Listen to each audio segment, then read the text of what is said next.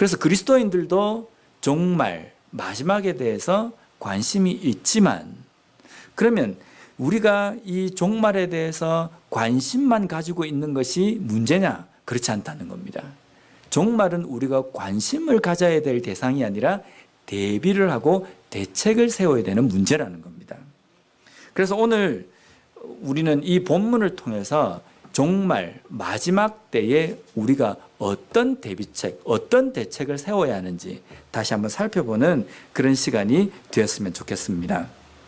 우선 성경에서 말씀하는 종말은 무엇인지를 한번 살펴보겠습니다. 오늘 본문 31절과 32절 말씀을 보겠습니다. 인자가 자기 영광으로 모든 천사와 함께 올 때에 자기 영광의 보좌에 앉으리니 모든 민족을 그 앞에 모으고 각각 구분하기를 목자가 양과 염소를 구분한 것 같이 하여. 여기 보면 종말이라는 것은 예수님께서 이 땅에 다시 오시는 날이라는 뜻입니다. 단순하게 지구가 그냥 파괴가 되고 지구가 그냥 망하게 되는 그 수준이 아니라 예수님께서 이 땅을 심판하시기 위해서 다시 오는 것을 이야기합니다. 이것을 우리는 그리스도의 재림이라고 이야기합니다. 2000여 년 전에 유대 땅 베들레헴에 오신 예수님을 초림이라고 이야기합니다. 첫 번째 오셨다는 그 이야기입니다. 구약 성경은 전체를 거쳐가지고 이 초림하시는 예수님에 대해서 예언이 되어 있습니다. 그 예수님, 예언되어 있는 그 예수님께서 오셔가지고 우리의 죄를 위해서 죽으시고 부활하시고 승천하셨습니다. 근데 그 예수님께서 다시 재림하실 것을 직접 예언하셨습니다. 초림의 예수님은 우리의 죄를 구원하시기 위해서 오셨다고 한다면요, 재림의 예수님께서 오시는 목적은 무엇입니까? 심판입니다. 그때는요, 뭔가 이렇게 우리가 좀 이제 그런 표현을 쓰면 애누리가 없는 겁니다. 그때 심판하실 때 오시면은 모든 것이 끝이 납니다. 그래서 지금은 우리가 살아가고 있는 이 시대는 심판하시는 그 심판대 앞에 어떻게 우리가 설 것인지를 준비하는 시간입니다. 재림의 이유는 심판을 위해서인데 31절 말씀을 보면요, 인자가 자기 영광으로 모든 천사와 함께 올 때에 자기 영광의 보좌에 앉으리니. 여기 보면 재림하시는 예수님에 대해서 표현이 뭐라고 되어 있냐면 영광의 보좌에 앉는다라고 되어 있습니다. 근데 이것은요, 초림의 예수님에 대해서 예언되어져 있는 구약의 내용과는 좀 다릅니다. 구약에 예언된 초림의 예수님의 모습은 어떻습니까? 이사야 53장 2절 말씀에 보면 그는 주 앞에서 자라나기를 연한 순 같고 마른 땅에서 나온 뿌리 같아서 고운 모양도 없고 풍채도 없은즉 우리가 보기에 흠모할 만한 아름다운 것이 없도다. 스가랴서 9장 9절 말씀에 보면 시온에 따라 크게 기뻐할지어다. 예루살렘에 따라 즐거이 부를지어다. 보라, 내 왕이 내게 임하시나니 그는 공의로우시며 구원을 베푸시며 겸손하여서 나귀를 타시나니 나귀의 작은 것 곧 나귀 새끼니라. 이것이 구약 성경에 예언되어져 있는 초림하시는 예수님에 대한 묘사입니다. 이걸 보면요, 훤칠한 외모에, 그리고 왕이 개선문을 통과하듯이 아주 그냥 요란스럽게 통과하거나 아니면은 큰 군대를 이끌고 왕이 타는 화려한 그러한 마차를 타고 오시는 것이 아니라 겸손하고 볼품없고, 또 예수님께서 오셔서는 세상에서 소외받은 사람들, 버림받은 자, 죄인이라고 취급받는 사람들과 함께 하신다는 겁니다. 우리가 생각할 때 초림의 예수님은 참 어떻게 보면 친근하기도 하지만 우리보다 더 안 돼 보인 모습으로 이 땅에 오시는 것처럼 느낍니다.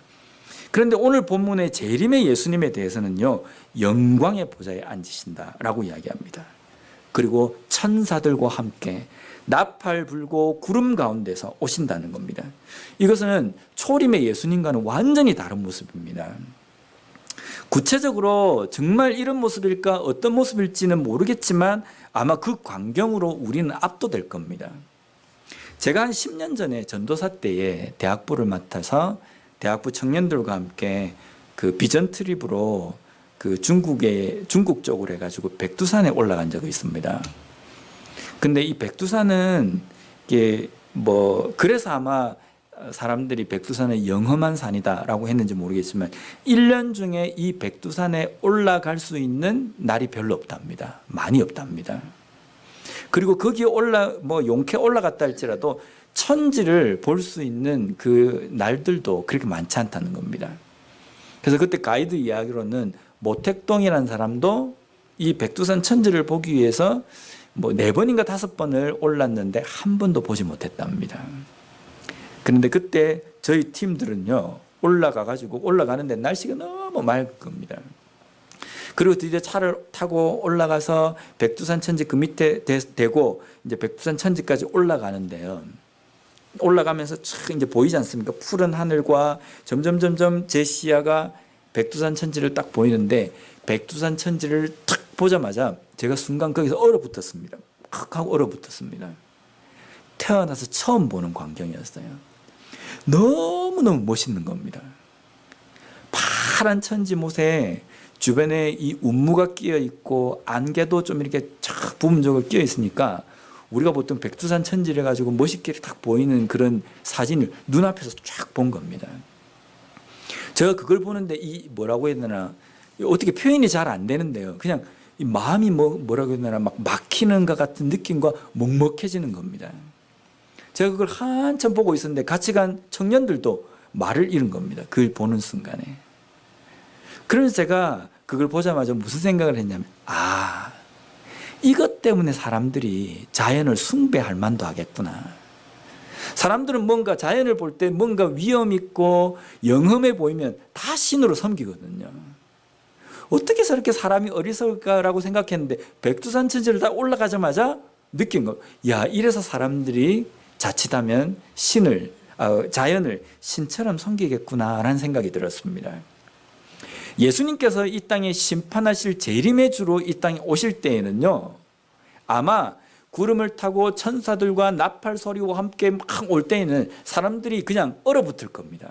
그 광경이 이 세상에서 목격할 수 없는 광경이기 때문입니다. 그래서 내가 뭔가를 해야 되는데 라고 생각하지만 거기서 탁 얼어붙을 겁니다. 그 하나님의 영광에 압도되기 때문입니다. 그것이 예수님께서 그 자기의 영광의 보좌에 앉으셨다라고 이렇게 표현이 된 겁니다. 그 위엄 있게 영광 가운데에 재림하시는 예수님께서 이제 어떻게 하시냐면요, 그 앞에 모든 사람들을 모으십니다. 그리고 목자가 양과 염소를 가르치는 것처럼 가르친다는 겁니다. 유대인들은 목축을 합니다. 목축을 할 때에 초장에다가 자기가 가지고 있는 그 가축들을 다 풀어놓습니다. 풀어놓고 난 다음에 저녁이 되면 해가 이제 지려고 하면 그 가축들을 다 모아서 우리에 넣는데, 우리에 넣을 때 양과 염소, 소 이런 것들은 다 분리해서 넣습니다. 그것처럼 예수님께서 가르친다는 겁니다. 33절 말씀해 보면요, 양은 그 오른편에 염소는 그 왼편에 두리라. 우리가 이 말씀을 읽을 때에 오해하는 부분이 한 가지가 있습니다. 오른쪽에 양, 왼쪽에 염소. 그래서 오른쪽은 좋은 곳, 왼쪽은 나쁜 곳. 오른쪽에 양이 있으니까 양은 순한 것, 왼쪽에 염소가 있으니까 염소는 못된 것. 이렇게 생각하거든요. 지금 이 말씀에 중요한 것은 왼쪽, 오른쪽이 중요한 것도 아니고 양과 염소도 중요한 것이 아닙니다. 목자가 양과 염소를 왼쪽, 오른쪽으로 확실하게 가르듯이 재림하시는 예수님은 천국 들어갈 사람, 지옥 갈 사람을 확실하게 끊어서 나누신다는 것을 강조하시는 겁니다. 이렇게 확실하게 나누시고 난 다음에 오른편에 있는 소위 의인이라고 이야기하는 사람들에게 이렇게 칭찬하십니다. 34절 말씀입니다. 그때의 임금이 그 오른편에 있는 자들에게 이르시되 내 아버지께 복받을 자들이여 나와 장세로부터 너희를 위하여 예비된 나라를 상속받으라. 여기에 그 오른쪽에 있는 그 사람들을 보고 뭐라고 이야기하십니까? 복받을 자여 라고 이야기합니다. 복, 우리 참 좋아합니다. 복 싫어하는 사람은 아무도 없습니다. 우리의 인생 가운데에 복이라고 생각하는 것은 건강하고 돈을 많이 벌고 내 삶에서는 불행이 없고 오직 행복만이 가득하는 것, 그것을 우리는 복으로 생각합니다.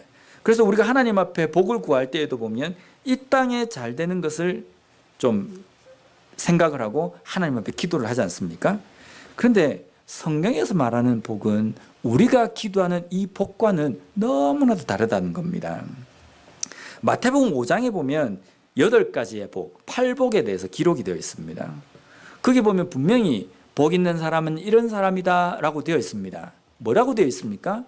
가난한 사람, 우는 사람, 핍박받는 사람, 낮아지는 사람, 이런 사람이 복받은 사람이라는 거거든요. 우리가 생각하는 복과는 완전히 다르지 않습니까?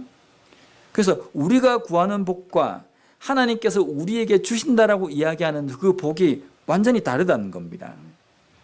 그래서 우리가 하나님 앞에 기도하는 그 기도의 복과 하나님께서 우리에게 주신다고 말씀하시는 그 복이 초점이 안 맞는 겁니다. 그런데도 우리는 여전히 이 땅에서 어떻게 하면 성공하고 어떻게 하면 잘 될 수 있을까라는 그 복에 대해서 우리는 기도하고 있다는 겁니다. 예수님께서 심판주로 오셨을 때에 오른편에 있는 그 사람들을 복받은 사람들이여 라고 이야기하시면서 복을 주십니다. 그 복이 뭡니까? 바로 나라를 상속받는 겁니다. 어떤 나라입니까? 로마서 8장 17절 말씀에 보면요, 자녀이면 또한 상속자, 곧 하나님의 상속자요, 그리스도와 함께한 상속자니 우리가 그와 함께 영광을 받기 위하여 고난도 함께 받아야 할 것이니라. 오른편에 있는 자, 의인, 복받은 자라고 이야기하는 그들에게 주시는 그 복은 영원한 천국, 하나님의 나라를 상속해 주신다는 겁니다. 하나님 나라 가보셨습니까? 어떻게 생긴지 아십니까? 모르잖아요, 그죠? 모르니까 우리가 여기에 대해서 별로 관심이 없는 겁니다. 돈은 만져봤고 맛있는 건 먹어봤기 때문에, 행복이라는 것을 느껴봤기 때문에 우리는 그게 복이라고 생각합니다. 그런데 우리가 경험해보지도 보지도 느끼지도 못했던 영원한 위대한 이 세상의 그 어떠한 것과도 비교가 되지 않는 하나님의 나라를 우리에게 상속해 주신다는 겁니다.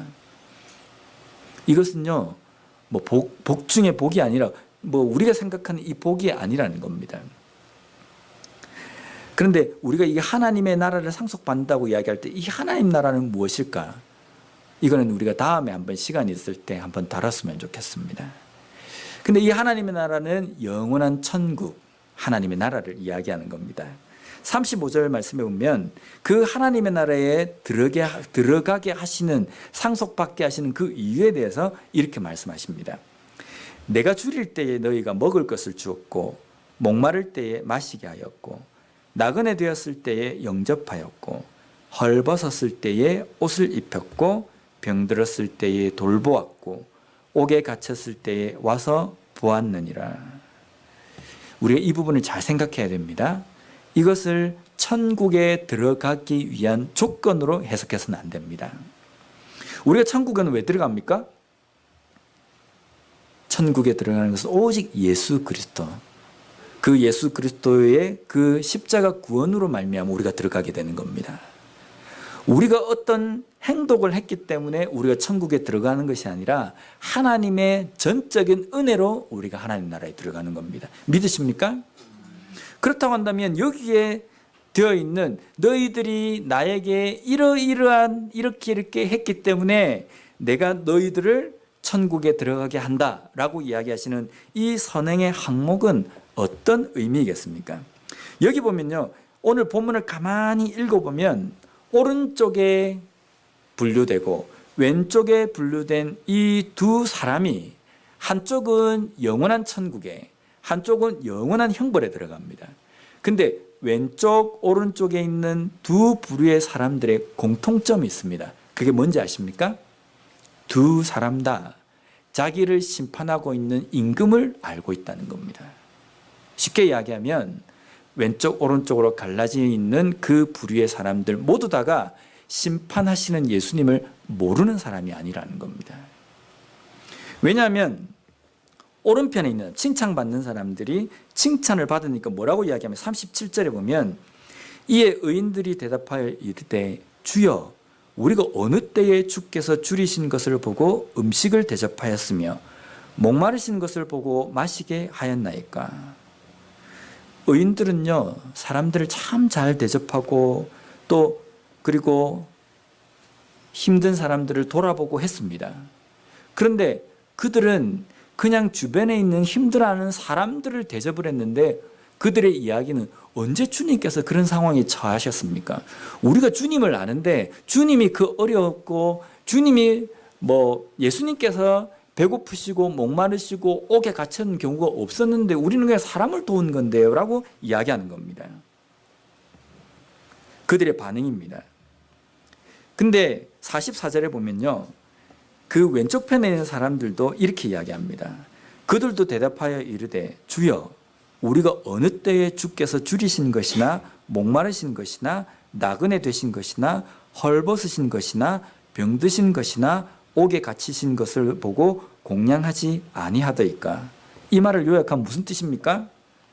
우리가 예수님 얼굴을 잘 아는데 예수님이 갇혔다고 한다면 우리가 안 돌아보겠습니까? 예수님이 목마르시다 그러면 내가 빚을 내서라도 내가 맛있는 걸 사드리지요. 예수님께서 힘드셨다고 한다면 우리가 뭔들 못하겠습니까? 이 말이거든요.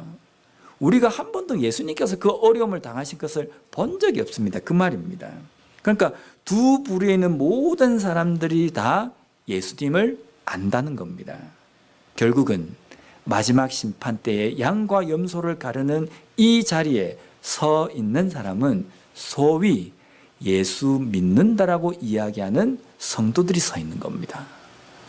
그래서 이 말씀은요 정말 두려운 말씀이에요. 그래서 예수님을 지극히 작은 자 예수님에게 잘 구제한 사람들을 향해서 46절 말씀에 보면 그들은 영벌에 의인들은 영생에 들어가리라 하시니라. 왼쪽 편에 있는 사람들은 영원한 벌에 처해지고 오른쪽 편에 있는 사람들은 영생에 들어가게 된다라고 이야기하십니다. 그런데 여기에 두 부류의 모든 사람들이 다 믿는 그리스도인, 신앙인이라고 자부하는 사람들인데 여기에 우리가 잘못 알고 있는 한 가지가 있습니다. 그것은 바로 믿음이라는 겁니다. 믿음이 무엇입니까? 우리가 보통 믿음 이러면 뭐라고 생각합니까? 나는 예수님을 믿는다라고 이야기하는 이 고백이 믿음이라고 이야기합니다. 맞습니다. 그런데 이 고백만 믿음이라고 우리가 이야기하는 그 생각에 문제가 있다는 겁니다. 예수님께서는 내가 예수님을 믿는다라고 이야기하는 그 믿음만을 믿음으로 이야기하지 않습니다. 그 고백만을 믿음으로 이야기하지 않는다는 겁니다.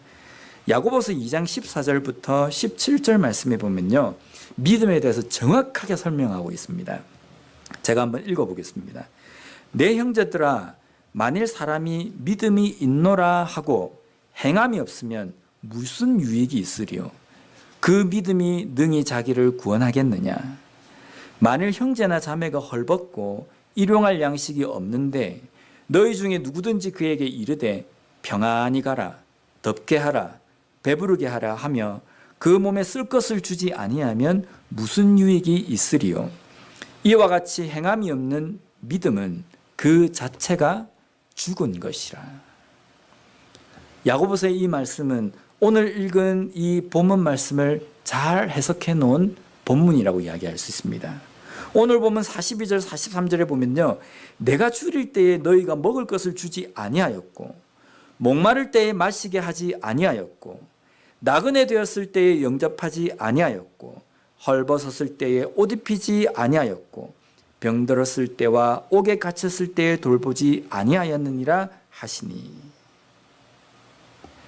믿음이 있다라고 이야기하면서 너희들은 헐벗은 자, 굶주린 자, 목마른 자, 옥에 갇힌 자, 힘들어하고 상처받은 자들을 전혀 돌보지 않았다는 겁니다. 그 믿음은 죽은 믿음이다. 하나님께서 보시는 믿음이 아니라는 의미입니다. 우리는 이 땅에서 믿음 있는 자로 열심히 살았다고 생각하는데 마지막 심판대 앞에서 이런 선고를 받으면요, 어떤 느낌이겠습니까? 심판이 있고 난 다음엔 더 이상 우리에게는 기회가 없습니다. 다시금 이것을 돌이킬 수 있는 기회를 주시는 것이 아니라 기회는 지금 현재 우리가 살아가고 있는 이 시간들이 마지막 기회라는 겁니다. 마지막에 예수님 앞에 섰을 때에는요, 보자, 너 믿음이 있느냐? 너 믿음은 어떤 것이냐? 라고 우리에게 물으신다는 겁니다. 우리가 생각하는 그 믿음은 입으로만 떠드는 믿음일지도 모릅니다. 그런데 예수님께서 우리에게 말씀하시는 그 믿음은 정말 이러한 삶처럼, 말씀에서 명령하신 것처럼 이러한 삶을 실천하는 증거, 열매가 있는 믿음이냐는 겁니다. 우리가 세상 사람들과 다른 부분이 뭐가 있습니까? 우리가 신앙인, 예수를 믿는 사람이라고 이야기하면서 세상 사람들과 뭐가 다릅니까? 주일날 매주일마다 빠지지 않고 교회에 나오는 것, 성경을 읽고 성경에 있는 내용들을 잘 아는 것, 기도는 어떻게 하는지 잘 알고 교회에다 헌금을 내는 것, 이러한 것이 세상 사람들과 다른 그러한 부분입니까? 이것은요, 그리스도인으로서 기본입니다. 당연한 것입니다. 우리가 세상 사람들과 다른 것, 그것은 우리가 믿는다라고 이야기하는 그 믿음의 삶의 증거로서 나타내야 된다는 겁니다. 다시 본문으로 돌아가서 믿음의 열매로 나타나는 삶에 대해서 좀 더 구체적으로 살펴봤으면 좋겠습니다. 오른편에 있는 사람들이 칭찬을 받자 이렇게 이야기합니다. 37절과 39절입니다. 이에 의인들이 대답하여 이르되 주여 우리가 어느 때에 주께서 줄이신 것을 보고 음식을 대접하였으며 목마르신 것을 보고 마시게 하였나이까? 어느 때에 나그네 되신 것을 보고 영접하였으며 헐벗으신 것을 보고 옷 입혔나이까? 어느 때에 병드신 것이나 옥에 갇히신 것을 보고 가서 배웠나이까 하리니. 이 말은 우리가 언제 그렇게 했습니까? 우리가 주님께 한 적이 없는데요, 언제 우리가 그렇게 했습니까? 라고 이야기하는 겁니다. 그러면 왼편에 있는 사람들은요, 삶을 살아가면서 구제도 한 번도 안 하고, 목마른 사람들에게 물도 줘본 적도 없고, 배고픈 사람들에게 밥도 줘본 적도 없고, 갇혔을 때 돌아본 적도 한 번도 없는 정말 못된 사람일까요? 아닙니다. 왼편에 있는 사람들도, 영원한 형벌에 처해진다라고 선고받은 사람들도 배고픈 사람에게 먹을 걸 줘본 적도 있고, 목마른 사람에게 마실 것도 줘본 적도 있고, 갇힌 사람을 돌아본 적도 있는 사람입니다. 그런데 오른편에 있는 사람과 왼편에 있는 사람이 다른 이유는요, 40절 말씀입니다. 임금이 대답하여 이르시되 내가 진실로 너희에게 이르노니 너희가 여기 내 형제 중에 지극히 작은 자 하나에게 한 것이 곧 내게 한 것이니라 하시고, 그 다음에 45절 말씀에 보면 이에 임금이 대답하여 이르시되 내가 진실로 너희에게 이르노니 이 지극히 작은 자 하나에게 하지 아니한 것이 곧 내게 하지 아니한 것이니라. 오른편에 있는 사람의 믿음의 열매는요, 기준이 없었습니다. 낮은 사람이든 높은 사람이든 없는 사람이든 있는 사람이든 자기가 믿음의 열매를 베푸는 그 대상이 누구나에게 다 베풀었다는 겁니다. 반면에 왼편에 있는 사람들은요, 구제했습니다. 마실 것도 주고 먹을 것도 줘봤습니다. 근데 그들의 기준은요, 저 사람은 낮은 자기 때문에 내가 안 해도 된다. 저 사람은 내가 베풀었을 때에 나에게 돌아오는 것이 있겠구나. 저 사람은 내하고 좀 친하기 때문에 내가 도와줄 만하다 라고 하는 기준으로 그들은 구제했다는 겁니다. 똑같이 구제하고 똑같이 돌아보고 똑같이 선행을 했음에도 불구하고 예수님께서 심판하실 때는요, 이 두 사람의 행동이 다르다는 겁니다. 왜 다릅니까? 기준이 틀렸다는 겁니다. 말씀에서 이야기하는 그 삶의 열매를 베풀어야 될 그 대상이 달랐다는 겁니다. 우리가 볼 때 내가 삶의 열매를 맺고 실천을 해야 되겠다라고 생각하면서 우리는 머릿속에 무엇이 딱 세워집니까? 기준이 세워집니다. 이 사람은 내가 좀 도와줄 만하구나. 도와줍니다. 근데 이 사람은요, 내가 도와줘봤자 이 사람은 감사한 줄도 모르고, 도와줘봤자 이 사람은 삶도 변화도 안 되고, 그래서 이 사람은 도와줄 필요가 없다. 낙인을 찍어버립니다. 그렇지 않습니까? 내가 한 푼이라도 그 사람을 위해서 내가 구제를 하기 위해서는 뭔가 투자할 어떤 그게 있어, 가치가 있을 때 투자한다는 식으로 우리는 구제하지 않습니까? 그런데 성경에서 이야기하는 것은요, 그 대상이 누구나가 되어야 된다는 겁니다. 내가 선별을 해서 누군가에게 선행을 하고 그들에게 먹을 것을 주고 그들을 도와주고 구제하고 그런 것은요, 세상 사람들도 똑같이 합니다. 마태복음 5장 46절과 47절 말씀해 보면요, 너희가 너희를 사랑하는 자를 사랑하면 무슨 상이 있으리요? 세리도 이같이 아니하느냐? 또 너희가 너희 형제에게만 무난하면 남보다 더하는 것이 무엇이냐? 이방인들도 이같이 아니하느냐? 이 말씀은 무슨 뜻입니까? 우리가 하는 그 구제, 그 선행은 하나님께서 말씀하시는 선행과 구제가 아니라는 겁니다. 그것은 교회를 다니지 않는 사람, 예수를 믿지 않는 사람도 똑같이 하는 거라는 겁니다. 한번 보십시오. 그런 구제는요, 할 만한 사람을 도와주고 뭔가 나에게 어떤 돌아올 것이 생각하고 다른 사람을 돕는 거는요, 교회를 안 다니는 사람들 잘 합니다. 근데 심판대 앞에서 그걸 내놓는다 그러면 우리가 만약에 그거 가지고 우리가 천국에 들어가고 그거 가지고 우리가 영원한 영생에 이르는 그 상을 받는다고 한다면 우리보다 더 위대한 사람들 많습니다. 우리보다 더 많이 돕고 더 많이 구제하고 더 많이 사회에 봉헌하는 사람이, 이 사회에 좋은 것을 끼치는 사람이 얼마나 많습니까? 그런데 우리가 예수님 앞에 그 심판대 앞에 섰을 때에 우리가 그 주님 앞에 드릴 수 있는 것은 원수도, 다른 사람들이 저 사람은 안 된다라고 구제불능이라고 이야기하고 다른 사람들부터 소외되어 있는 그 사람들까지도 사랑하고 그들에게 긍휼을 베풀고 그들을 구제한 그것이 예수님께서 우리를 심판하시는 기준이라는 겁니다. 근데 여기서 우리가 잊어서는 안 될 게 뭐냐면, 아무리 구제를 잘 했다 할지라도 기본이 뭡니까? 예수님을 믿지 않는, 믿음에서 나오지 않는 것은 이 기준이 될 수 없다는 겁니다. 지금 우리가 이야기하는 기준은요, 양과 염소 두 편에 서 있는 사람들이 모두가 예수님을 믿는 사람이라는 겁니다. 믿음이 있는 사람도 심판대 앞에 섭니다.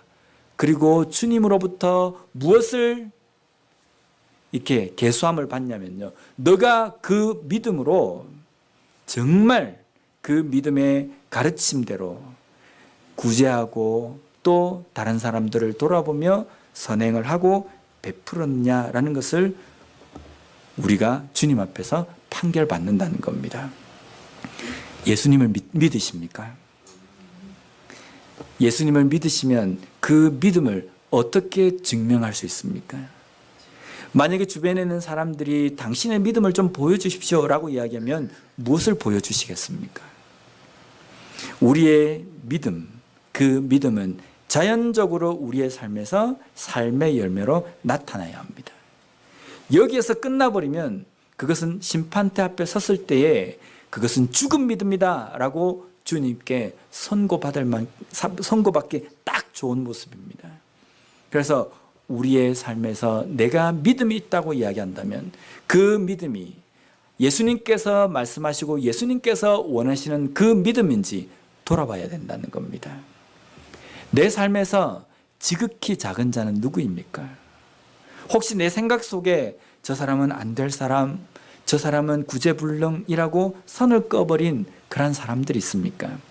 그 사람들마저 돌아보고 그들에게 사랑을 베푸는 것이 진정한 예수님께서 원하시는 믿음이라는 겁니다.